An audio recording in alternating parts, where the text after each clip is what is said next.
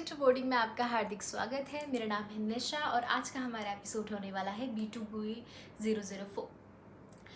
तो बात कुछ ऐसी है कि आज के दिन मुझे as a cabin crew member बने हुए 1 साल हो गया है। 1 साल कंप्लीट हो गया है ऑफिशियली कैबिन क्रू बने हुए। ये वीडियो होने वाला है उन सभी लोगों के लिए जो कैबिन क्रू बनना चाहते हैं कि cabin crew is just not a job. इसमें बहुत सारी responsibilities, it's not about aircraft responsibility और अपने कंपनी के अंदर रिस्पॉन्सिबिलिटी नहीं।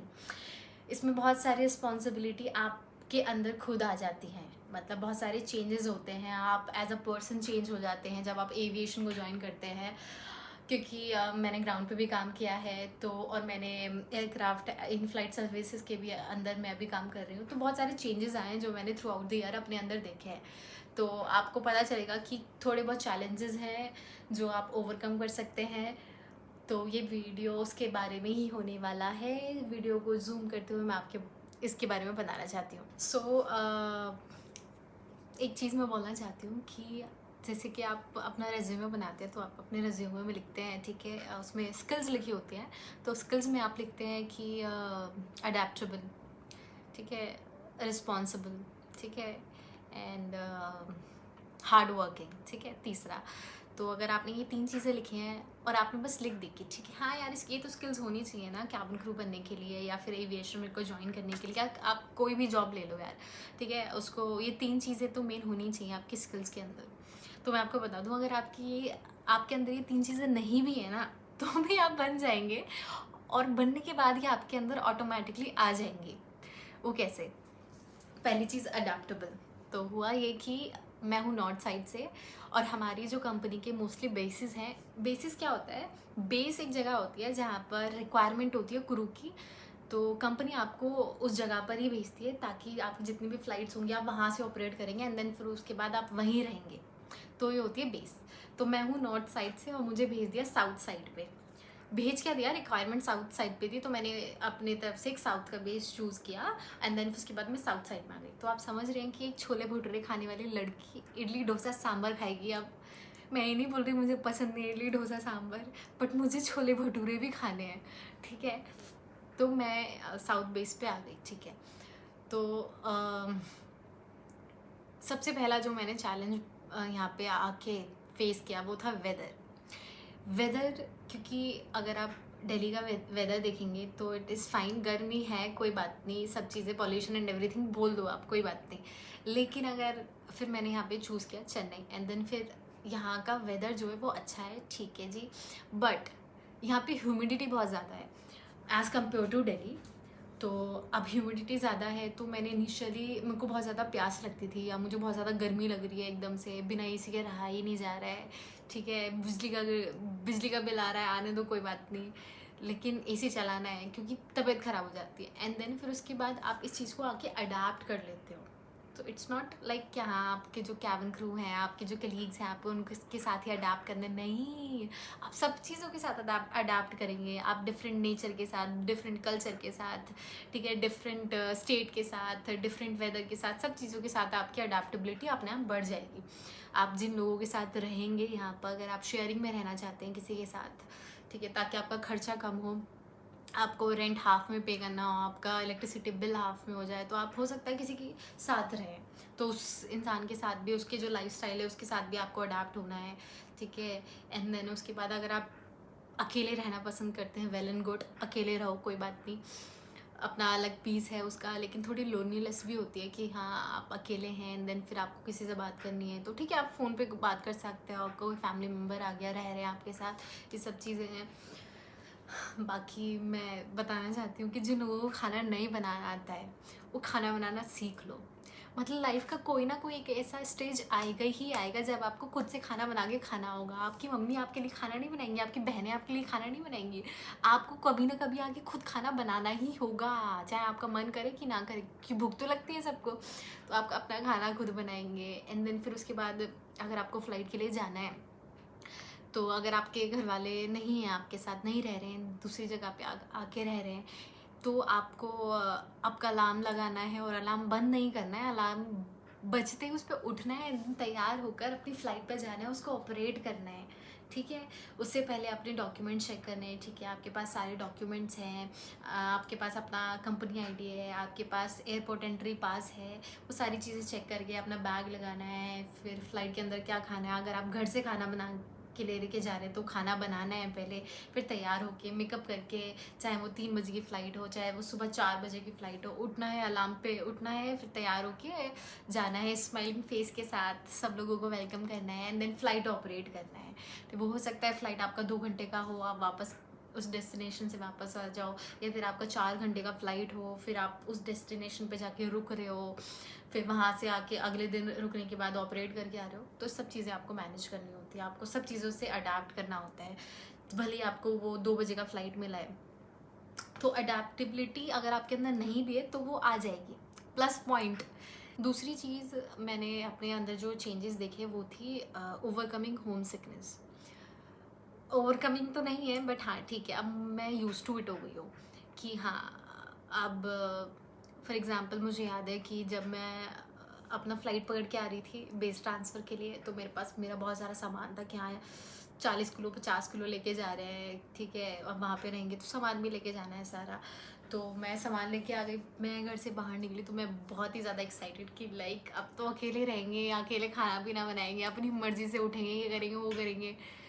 तो ये सब दिखावा है, ये सब आपकी मन की सोच है।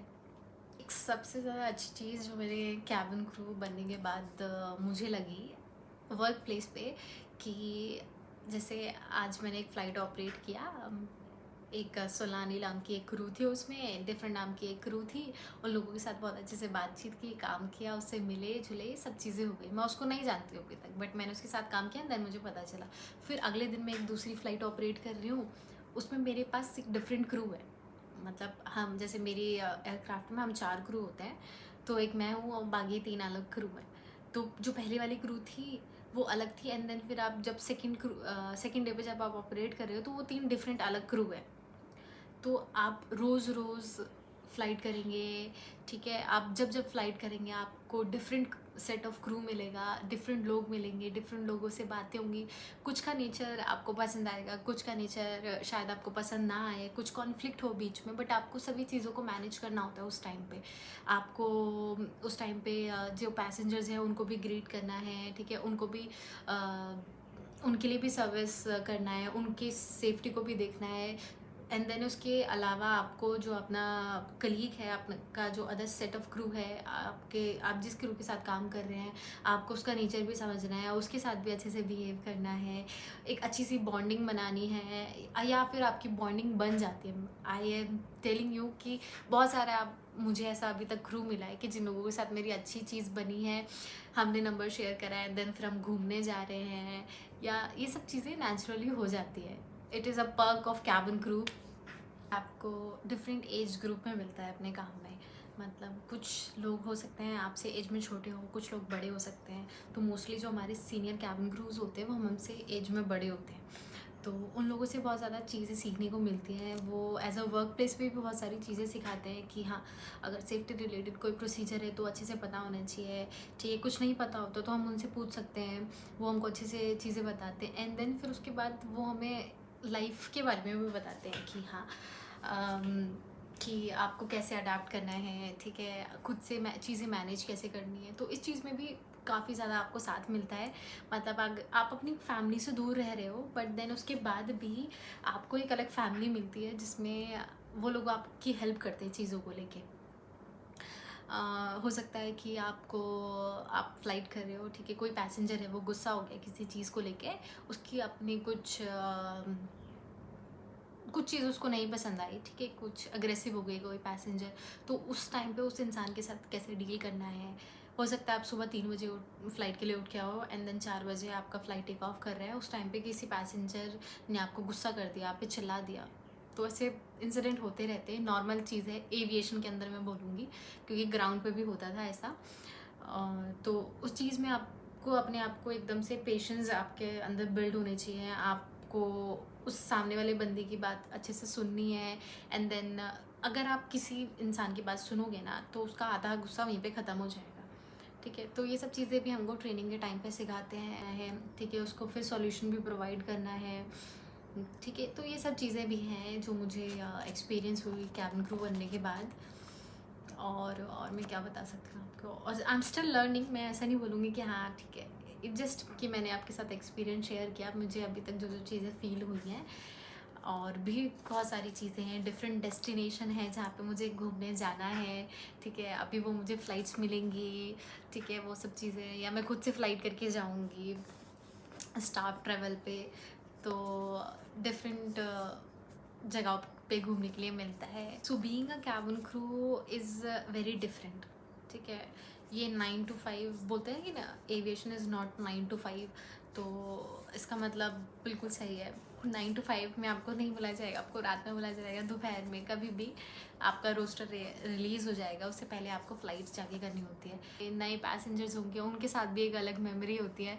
बहुत सारे पैसेंजर्स होते हैं जो कि थैंक यू बोलते हैं, इतने अच्छे से ग्रीट करते हैं। मुझे याद है कि एक लड़की थी छोटी सी, तो जब हम सेफ्टी डेमो कर रहे थे ना इस टाइम पे, तो हम एक दो द्वार आगे पीछे ये सब चीज़ें जब हम कर रहे थे सेफ्टी डेमो, तो एक छोटी सी लड़की थी, एंड देन फिर वो ना आयल के बीच में आई और वो मेरे पास आके नहीं, मेरे आगे आगे खड़ी हो गई। एंड देन फिर उसके बाद ना जैसे जैसे मैं कर रही थी ना, वो छोटी सी बच्ची वैसे मेरे जैसे कर रही थी। तो मैं सेफ्टी डेमो उस टाइम पे कर रही थी, मुझे इतनी अंदर से हंसी आ रही थी, मतलब वो इतनी क्यूट थी ना। तो पैसेंजर से भी एक अलग अपना इंटरेक्शन होता है। कुछ पैसेंजर्स आपको ऑफर करते हैं चॉकलेट्स, अरे मैम आपका बहुत बहुत धन्यवाद, आपने हमारा सीट चेंज कर दिया, या फिर कुछ भी उनको चीज़ अच्छी लगती है, उनको कुछ सर्विस अच्छी लगी, आपका वे ऑफ टॉकिंग अच्छा लग गया, आपकी स्माइल अच्छी लग गई। क्योंकि स्माइलिंग फेस बहुत ज़्यादा इंपॉर्टेंट है। अगर कोई इंसान ऐसा मुंह बना के बैठा हुआ है तो आप उससे जाके बात नहीं करोगे। अगर उसको स्माइलिंग फेस है तो एक तरीके से इट जस्ट कि हाँ आपको ईजी लगता है सामने वाले इंसान से बात करने के लिए। तो ये सब चीज़ें हैं, it just a different journey. तो अभी जर्नी ख़त्म नहीं हुई है, जर्नी में अभी बहुत ज़्यादा चीज़ें और आनी है। एंड देन फिर मैं वापस से एक वीडियो बनाऊँगी, और बीच में मेरे को ज़्यादा टाइम नहीं मिला वीडियो बनाने का, या फिर मैं ये कह सकती हूँ कि मैंने खुद से नहीं बनाई, मुझे टाइम नहीं मिला, और कभी कभी मेरा मन भी नहीं किया वीडियो बनाने के, मुझे समझ नहीं आया कि मैं क्या वीडियो बनाऊं। तो अगर आपके पास कोई टॉपिक है तो आप मुझे सजेस्ट कर सकते हैं वीडियो बनाने के लिए, मेरे लिए इजी हो जाएगा। अभी तक के लिए इस वीडियो में इतना ही। मेरे चैनल को लाइक, सब्सक्राइब और कमेंट कर देना प्लीज़। इनमें ज़रूर बताना आपको वीडियो कैसा लगा, या आपका कोई भी क्वेश्चन हो, please share my video also. Bye bye guys, thank you so much.